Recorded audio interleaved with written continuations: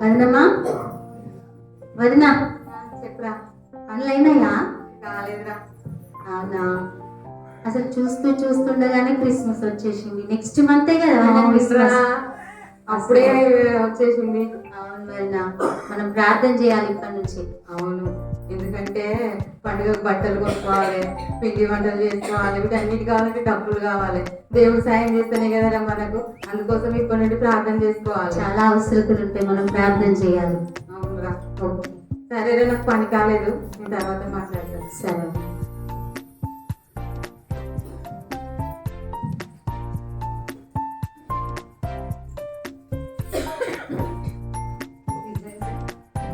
నిజంగానే అసలు ప్రే చేసుకోవాలి. ఎందుకంటే చాలా అవసరతలు ఉంటాయి కాబట్టి దేవుడు సాయం చేయాలి. సాయం చేయకపోతే మనకి ఎట్లా వస్తే దేవుడిని అడగాలి అన్నిటి కోసం. యేసయ్యా నీకు వందనాలు, నీకు స్తోత్రాలు చెల్లిస్తున్నాను ప్రభువా. అయ్యా నన్ను జ్ఞాపకం చేసుకో తండ్రి, నా కుటుంబాన్ని దీవించండి, ఆశీర్వదించండి తండ్రి. అయ్యా మాకు మరి అయ్యా క్రిస్మస్ నెల అయితే దగ్గరికి వచ్చింది నాయన, ప్రతి అవసరతలు తీర్చండి తండ్రి మీరే నాయన. నీకు వందనాలు, నీకు స్తోత్రాలు ప్రభా. మరి నూతన వస్త్రాలు తీసుకోవాలి, పిండి వంటలు చేసుకోవాలి ప్రభా. మరి బంధువులను పిలుచుకొని అయ్యా మరి వంటలన్నీ మరి చేసుకొని ఎంతో గ్రాండ్ గా సెలబ్రేట్ చేసుకోవాలనుకుంటున్నాం. మరి ఇవన్నిటి కావాలంటే డబ్బులు కావాలి కదా యేసయ్యా, నీవే సహాయం చేయమని యేసు నామములో పెట్టినాను తండ్రి. ఆమేన్.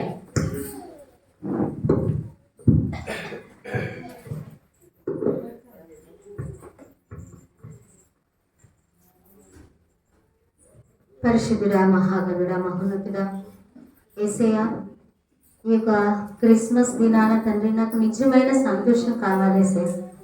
ఒక్క ఆత్మ అయినా నూతన ఆత్మ రావాలి ప్రభా. ఆ ఆనందం నాకు కావాలి తండ్రి. నువ్వు ఎలాగైనా తండ్రి నాయనా ప్రభా నన్ను వాడుకొని ఒక్క ఆత్మను నడిపించవా ప్రభా. ఆ నిజమైన సంతోషం నాకు ఇయ్యవా యేసయ్యా. ప్లీజ్ యేసయ్యా, నాకు వేరే ఆశ లేదు ప్రభా. యేసయ్యా, నశించిపోతున్న వారు రక్షించబడ్డానికే నా తండ్రి నువ్వు ఈ లోకంలో జన్మించినావు కదా యేసయ్యా. మరి ప్రభువా అట్లా ఒక్క ఆత్మైన నీవు నన్ను వాడుకొని నడిపించవ తండ్రి. ఆ క్రిస్మస్ రోజున నాకు ఆ నిజమైన సంతోషం నాకు కావాలి యేసయ్యా. నువ్వు ఏం చేస్తావో తెలియదు యేసయ్యా, నన్ను వాడుకో ప్రభువా. వాడుకొని ఒక్క ఆత్మ నన్ను నడిపించి యేసయ్యా. దయచేసి ఒక్క ఆత్మ నన్ను నడిపించు ప్రభువా. నీవు నన్ను వాడుకోమని యేసు నామమున అడిగి వేడుకొనుచున్నాము తండ్రి. ఆమేన్. అన్నా నేను మనం అనుకున్నాం కదా క్రిస్మస్ కొరకు ప్రార్థన చేయాలి. అవునని చేస్తున్నాను. నేను కూడా చేశాను అన్న. అయితే నాకు ఒక ప్రేరణ ఇచ్చింది దేవుడు. ఏమనంటే మరి క్రిస్మస్ అంటే క్రీస్తు ప్రేమ పంచడమే కదా. అయితే నాకు ఇట్లా పాపం ఎవరు లేని అనాథులు ఉంటారు కదా, వాళ్ళకి కొంత సహాయం, వస్త్రాలు కానీ ఇంకా ఏదైనా అట్లా సహాయం చేసి దేవుని ప్రేమను వాళ్ళకి తెలియజేయాలని నాకు బాగా ప్రేరేపణ కలిగి ప్రార్థన చేస్తాను. అయితే నేను దాని కొరకు మరి బట్టలు కానీ లేదంటే దుప్పట్లు కానీ తీసుకుందామని అనుకుంటాను. ఒకవేళ దేవుడు నేను ప్రేరేపిస్తే నువ్వు కూడా సహాయం ఓకేనా? ఎంతైనా ఒకవేళ దుప్పట్ల గురించి అయితే అడిగాను, అడిగితే 200 ఒకటి ఇస్తా అని చెప్పాను. అయితే తర్వాత కొంతమందికి శారీస్ అట్లా తీసుకుందాం అనుకుంటున్నాను.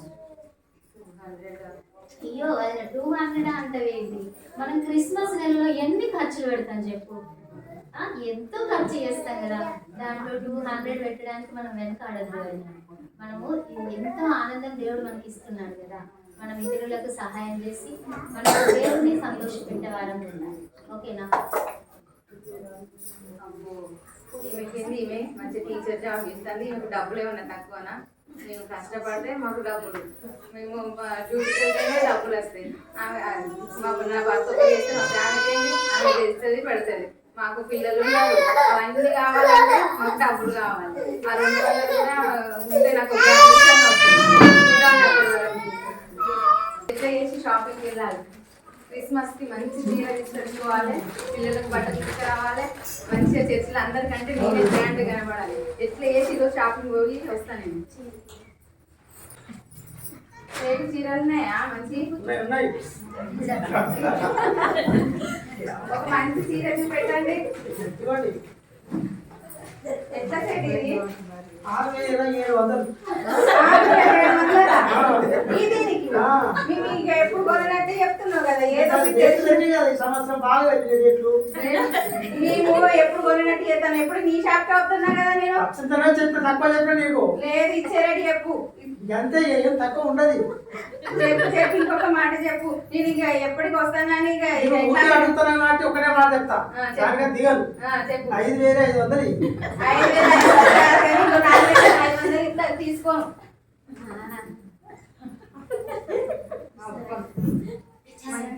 మంచి చీర వచ్చింది, దీనికి ఎట్లా వేసి మగ్గం వర్క్ వేయించుకోవాలి, మంచిగా మెడలకి హారం తీసుకోవాలి, నెక్లెస్ తీసుకోవాలి, అందరికంటే గ్రాండ్ గా నేనే ఉండాలి.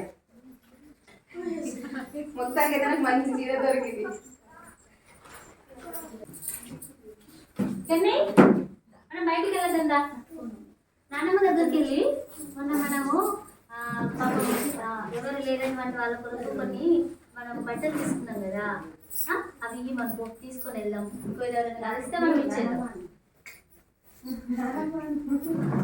అమ్మా ఎన్నికి ఇచ్చి పంపించు,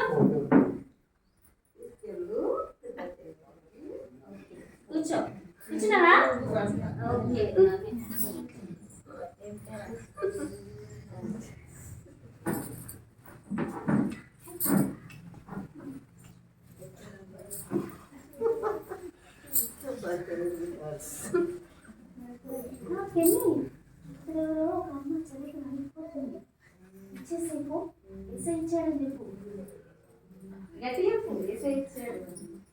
బైక్ లేదా? ఏసై ఇచ్చాడమ్మా మీకు, ఏసై పంపించాడు. ఆ ఏసై ఎవరో కానీ సరిగ్గా ఉండాలి. అయ్యో ఏసై అంటే ఎవరు అనుకుంటున్నారమ్మా? ఎవరమ్మా చెప్పు, ఎవరు? ఏసయ్య దేవుడు. ఆయన మీ కొరకు, మనకు అందరి కొరకు, మనుషులందరి కొరకు వాళ్ళని వాళ్ళ పాపం నుంచి విడిపించడానికి ఈ లోకంలో యేసయ్య మనందరి కొరకు ఈ లోకంలో జన్మించింది, మనందరికి రక్షణ ఇవ్వడానికి ఆయన వచ్చింది. మీకు ఎవరు లేరమ్మా, ఎవరు లేరు. ఇక్కడ నుంచి నువ్వు ఆ మాట అనద్దమ్మా, ఎందుకంటే యేసయ్య ఉన్నాడు, మేమున్నాం. ఈ పక్కనే ఎల్కల్పల్లి గేట్ మరి పక్కనే ఉంటుంది కల్వరి సువార్త సంఘం. ఎల్లుండి యేసయ్య పుట్టినరోజు ఉంది, మీరు తప్పకుండా రావాలి. ఇక్కడ నుంచి బాధపడకు, మేమున్నాం, యేసయ్య ఉన్నాడు. ముఖ్యంగా మీకు యేసయ్య మిమ్మల్ని తప్పకుండా ఆలోచిస్తారు. ఇదిగో ఇది చలికి దుప్పటి కప్పుకోండి, ఇగో ఈ శారీ కట్టుకొని రండి, ఓకేనా?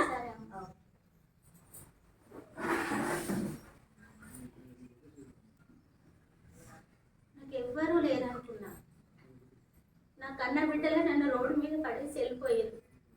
నాకు ఎవ్వరూ లేరని నాకు ఎంతో బాధపడుతున్నా. వాళ్ళు ఎవరో 2 బిడ్డలు వచ్చి నన్ను ఆదరించి నాకు ఈ దుప్పటిని బట్టలు ఇచ్చారు. ఆ యేసయ్య ఎవరో కానీ నిజంగా గొప్ప దేవుడు.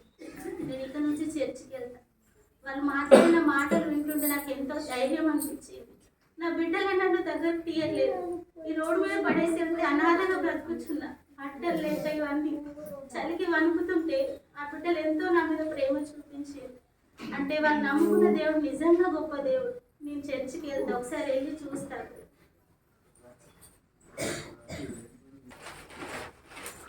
పిల్లలు అడగమంటే అడిగాను, చర్చికి టైం అయింది, అసలు పనులు పొద్దున జరిగి లేచి ఒక్కదాన్ని వేసి అవుతాను రెడీ కమ్మంటే ఎట్లా వేసి అందరికంటే ముందు వెళ్ళాలి, మంచిగా రెడీ అయ్యాలి అనుకుంటే పిల్లలు లేవట్లేదు. ఎట్లా వేసి అందరికంటే ముందు వెళ్ళాలి, రెడీ కావాలి.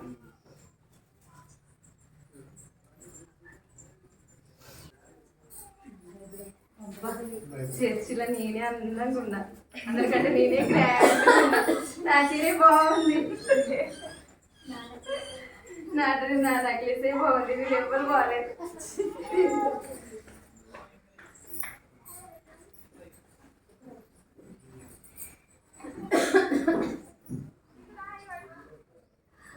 అమ్మా వచ్చిర్రా? వచ్చినమ్మా. ఓ దేవునికి వందనాలు. ఇక్కడ కూర్చోండి, ఇప్పుడు ఆరాధన జరుగుతుంది కదా, అయిపోయినాక అంకుల్కి మీకు పరిచయం చేస్తా. ఇటువైపు కూర్చోండి, ఇటువైపు కూర్చోండి. ఒక పాట పాడుకుందాం. రాజులకు రాజు పుట్టన్నయ్యా, రాజుడా హల్లెలూయా. యూదయానే దేశమా నన్నయ్యా, యూదులకే గొప్ప రాజు పుట్టన్నయ్యా. హల్లెలూయా. నచ్చిదమ్మా. క్రిస్మస్ ఆరాధనకు వచ్చిన వారు బయట ఉన్న వారికి కూడా వందనాలు. అంతే, దేవుని ప్రేమ మనకు చూపడానికి లోకంలో జన్మించినాడమ్మా. ఆయన యొక్క మాట అన్నాడు, ప్రయాసపడి భారం మోసుకుంటున్న సమస్త జనులారా నా ఎదుకు రండి, నేను మీకు విశ్రాంతినిస్తాను అన్నాడు. భూదిగంతంలో నివాసులారా నా వైపు చూసి రక్షణ పొందండి. మీరు ఏ పరిస్థితిలో ఉన్నా, ఒకవేళ కన్న పిల్లలే ఈ దినాల్లో చూస్తలేరు, కన్న తల్లిదండ్రులు కూడా పిల్లల్ని చూస్తలేని కాలం. మరి ఇలాంటి కాలంలో దేవాది దేవుడు తన ప్రియకుమారిని పంపినాడు. ఎలాంటి పరిస్థితుల్లో ఉన్నా, ఎంతమా తాగి జీవితం పాడు చేసుకున్న వారు కూడా ఉన్నారు. అలాంటి వారు ఎవరైనా కూడా దేవుడు ఏమంటున్నారు, రండి నా దగ్గరికి, రూకలేని వారు రండి.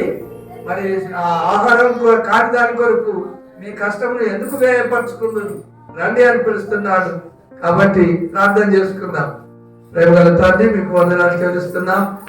అయ్యా, క్రిస్మస్ దినమున మీరు ఈ లోకంలో జన్మించిన మీ ప్రేమను చూపినారు.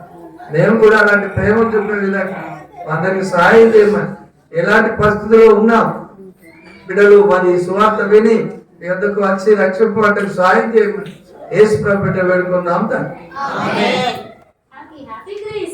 Mary merry Christmas. Happy happy Christmas.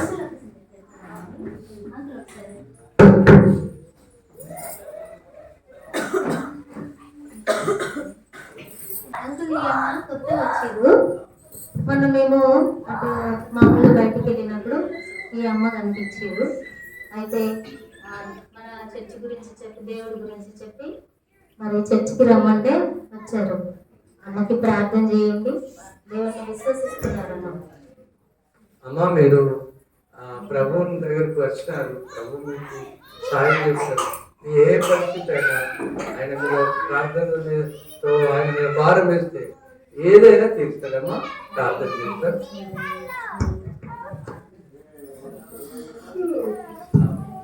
దేవుడికి స్తోత్రం అమ్మా. మరి ఆయన ఈ లోకంలో రావడము, పుట్టడమే కాకుండా నీ కొరకు, నా కొరకు, అందరి కొరకు మరణించి సమాజ చేయబడి తిరిగి లేచాడు. ఆయన మీకు సాయం చేస్తాడమ్మా. ప్రేమగల తండ్రి, మీకు వందనాలయ్యా. మరి బిడ్డ స్వార్థ విని ఎదుకు వచ్చింది కావున ప్రభు, ఆమె భారమంతా మీ మీద వేస్తుందిగా. ఆ భారమంతా సిలువలో మోసిన తండ్రి బిడ్డకు తేలిక, మరి నిజమైన శాంతి, రక్షణానందం బిడ్డకు అనుగ్రహించాలి. యేసు ప్రభు బిడ్డ వేడుకున్నాం తండ్రి. అవునయ్యా, నిజంగానే నా పిల్లలు, నా చుట్టూ ఉన్న వారందరూ నేను ఎప్పుడు చచ్చిపోతానా, ఎప్పుడు చనిపోతానా అని ఎదురు చూసే వాళ్ళే ఉన్నారు. కానీ ఒక్కరు కూడా నన్ను దగ్గర తీయలేదయ్యా. అందరూ నన్ను దూరం చేసినారు. నా పిల్లలు ఆయన రోడ్డు మీద పడేసి వెళ్ళిపోయారు. ఎవరు కూడా నన్ను ఆదరించలేదయ్యా. కానీ నిజంగా మీ పిల్లలు వచ్చి నన్ను దుప్పటిచ్చి, బట్టలు ఇచ్చి ఎంతో ఆదరించి, ఎంతో ప్రేమ మాటలు చెప్పినారయ్యా. ఆ మాటలు విన్నప్పుడు నాకు ఎంతో ధైర్యం అనిపించిందయ్యా.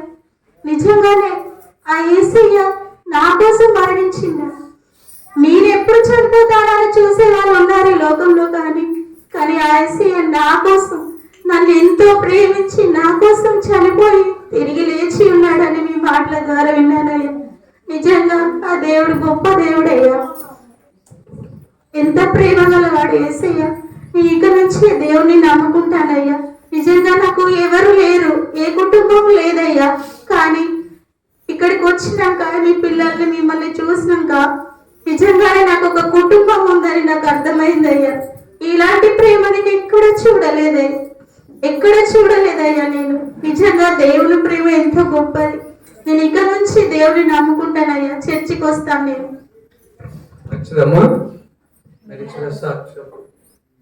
ఎవరైనా ఏ పరిస్థితిలో ఉన్నా యేసు దగ్గరికి వస్తే దేవుడు సాయం చేస్తాడు. అమ్మ, ఏడవద్దు, ప్రతి వారం చర్చికి రండి. ప్రతి వారమే కాదు, మీకు ఎప్పుడు రావాలనిపిస్తే అప్పుడు చర్చికి రండి. అంకుల్ ఉంటారు, పాస్టర్మ గారు ఉంటారు, మేము వస్తాము, ప్రార్థన చేస్తాం. మీకు ఇక్కడ నుంచి మీరు అనాథ కాదు, మీరు మా కుటుంబంలో ఒక వ్యక్తి. సరేనమ్మా, బాధపడకండి. ఓకే, భోజనం చేసి వెళ్ళండి. Happy Christmas, very Merry Christmas, very Merry Christmas, Happy Merry Christmas. ఈరోజు ఎంత ఆనందంగా ఉంది కదా, ఇద్దరు ఎంత ఆనందంగా ఉంది కదా, నాకైతే చాలా ఆనందంగా ఉంది. హ్యాపీ క్రిస్మస్ యేసయ్యా, మీకు స్తోత్రాలు, మీకు వందనాలు. అబ్బో, ఈమెకు ఒక్కదానికి ఆనందం ఉన్నదట, మాకు ఎవ్వరికి లేదు ఇక క్రిస్మస్ ఆనందం. మాకు కూడా క్రిస్మస్ ఆనందం ఉన్నది, మేము కూడా మస్తు ఎంజాయ్ చేసినాం. సాయంత్రం 6 గంటలు. అవును, నేను ఇవన్నీ చేసినా కానీ ఎందుకు తృప్తిగా అనిపిస్తలేదు, నిజమైన సంతోషం అనిపిస్తలేదు. నేను మంచిగా కొత్త బట్టలు కొట్టుకున్నా, అన్నీ చేసుకున్నా, పిండి వంటలు వేసుకున్నా, బంధువులను పిలుచుకున్నా, ఫ్రెండ్స్ని పిలుచుకొని మంచి పార్టీ చేసుకున్నాం. అన్నీ చేసిన తర్వాత కూడా నాకు ఎందుకో అనితలాగా అసలు సంతోషంగా నేను ఉండలేకపోతున్నా. ఆమె ఎందుకు అంత సంతోషంగా ఉన్నది ఈరోజు, నేను ఎందుకు ఉండలేకపోతున్నా? అన్నీ చేసుకుంటుంటా ఉన్నా కానీ ఆమెలో వేరే అసలు, ఆమె మస్తు ఎంత ఎంజాయ్గా అసలు ఆమెలో నేను ఎప్పుడు అట్లాంటి సంతోషాన్ని నేను చూడలేదు. ఎందుకు ఈ సంవత్సరం బాగా సంతోషంగా ఉంది. నేను ఇక అడిగే వస్తా, ఎందుకు అంత సంతోషంగా ఉంది, అసలు ఏమైంది అనిత?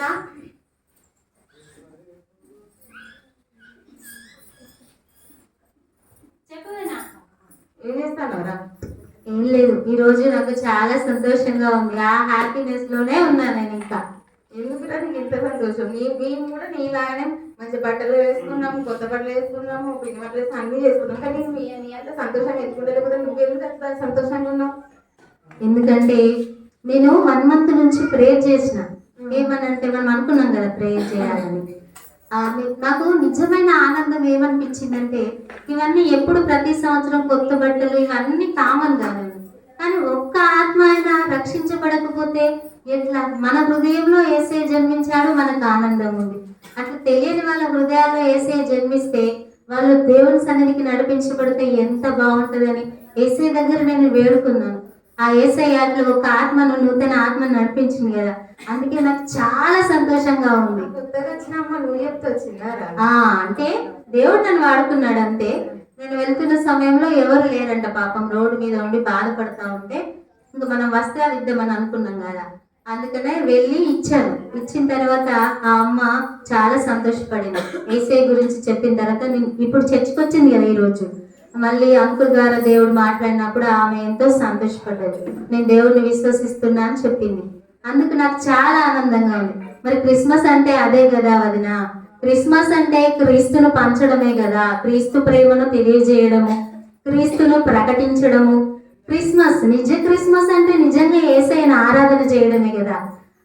అందుకే నాకు చాలా ఈ యొక్క క్రిస్మస్ లో అవన్నీ ఉన్నాయి. అందుకు నేను చాలా ఆనందంగా ఉన్నాను. అవును వదిన. నేను నువ్వు చెప్పినావు కానీ నేను అది పట్టించుకోలేదురా. నువ్వు 200 అయితే 200 కైనా దుప్పటి వస్తుందని చెప్పినావు కానీ నేను అది 200 ఉంటే బ్యాంగిల్స్ వస్తాయని ఆశపడ్డా కానీ నేను ఇయ్యలేదా. నేను కూడా 200 పెట్టి దుప్పటి ఎవరికైనా ఇస్తే నాకు కూడా ఇట్లాంటి నిజమైన ఆనందం ఉండేది కావచ్చు. పర్లేదు లేవైనా, ఇప్పటికైనా దేవుడు అవకాశం ఇచ్చాడు. ఈ క్రిస్మస్ కి ఒక్కసారికి ఇవ్వాలని ఏముంది, మనం ఏ సమయంలోనైనా ఎప్పుడైనా అట్లాంటి వాళ్ళకి సహాయం చేయొచ్చు. దేవుడి నామాన్ని సమయం మనకు ప్రకటించాలి కదా, మనం ఎప్పుడైనా ప్రకటించవచ్చు ఆయనని. ఆ నూతన ఆత్మల నిమిత్తం మనం ప్రార్థన చేస్తే ఆ ఆత్మ నడిపించబడితే నిజమైన సంతోషం మనకు ఉంటుంది.